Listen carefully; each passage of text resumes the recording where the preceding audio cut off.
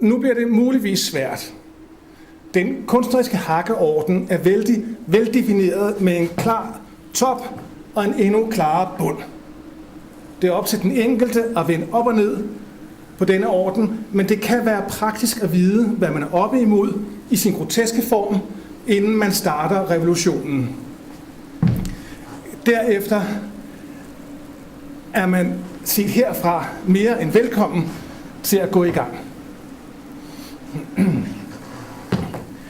Den absolut højst rangerende danske kunstner er ham, der gør karriere udenlands. Udenlands skal her forstås som Tyskland og videre i den geografiske retning.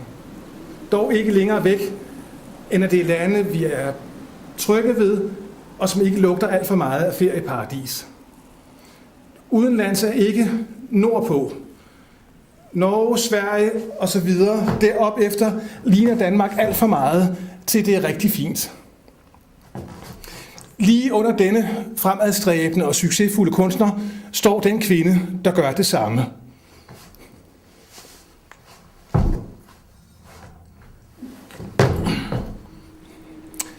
Hierarkiet følger her det, der i øvrigt belaster samfundet uden forstyrrende overraskelser. Mand, kvinde. I den absolute bund af pyramiden står den kunstmæssigt udstillende kvinde. Hun nedergås ikke, om end der på den etage kan være en heftig konkurrence om at træde hver andre endnu et par millimeter ned. De underste dele i et hierarki har almindeligvis så travlt med at holde hinanden skak, at der ikke er overskud til at kæmpe op efter. Det samme gør sig gældende i det omliggende samfund og fungerer glimrende. Der kan dannes hele folkepartier på den konto.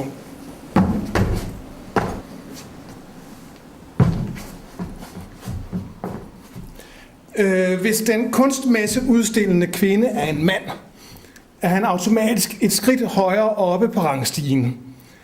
Ham kan der godt være lidt respekt om, ikke mindst hvis han er ung og kan se seriøs ud. Der som han er oppe i årene, er han en mand, der på trods af modstand og muligheder har valgt at gå sine egne veje og med stædighed fastholde sin integritet. Pudsigt nok er en kvinde på samme niveau, på samme alderstrin og med samme baggrund tæt på at blive opfattet som ynkelig.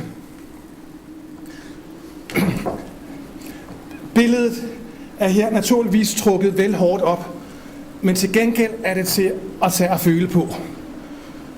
Overdrivelse fremmer et eller andet. Biblioteks- og caféudstillinger ligger en lille smule højere end messerne. Muligvis fordi der her som oftest er tale om soloudstillinger, og fordi kunstneren ikke selv står som en hårdt arbejdende kvinde i Red Light District og faldbyder varerne. Uanset hvad hierarki og folkevidde tilsiger, så kan både messer, biblioteker og caféer være rigtig udmærkede steder at vise værker frem. Først og fremmest fordi der kommer folk og ser dem her. Modsat kan højstatusgallerier have problemer med at hive publikum ind, når der ikke længere er vin og faniseringsnask på disken.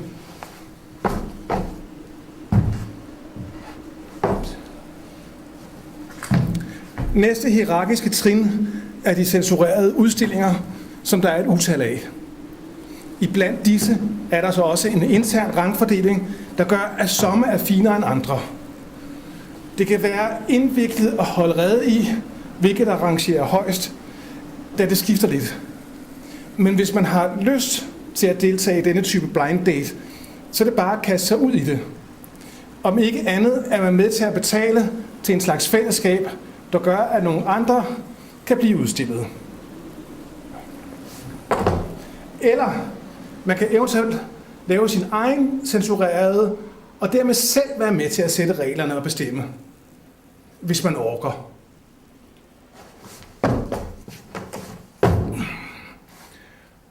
Og så kommer gallerierne, af hvilke der er så mange, så man ikke skal skamme sig over at skifte en gang om måneden. De mindst fine her er dem, man skal betale for at udstille i. De fineste er dem, hvor man kun betaler procenter af det, der måtte blive solgt. Det ene kan i sidste ende vise sig at være lige så omkostningsfuldt som det andet. Her gælder det også, at der er masser af andre muligheder for den, der ikke er bange for at bryde de regler, der synes at stå fast. Eller bare nogle af dem. Det handler om at finde den vej og den platform, der for den enkelte giver bedst mening.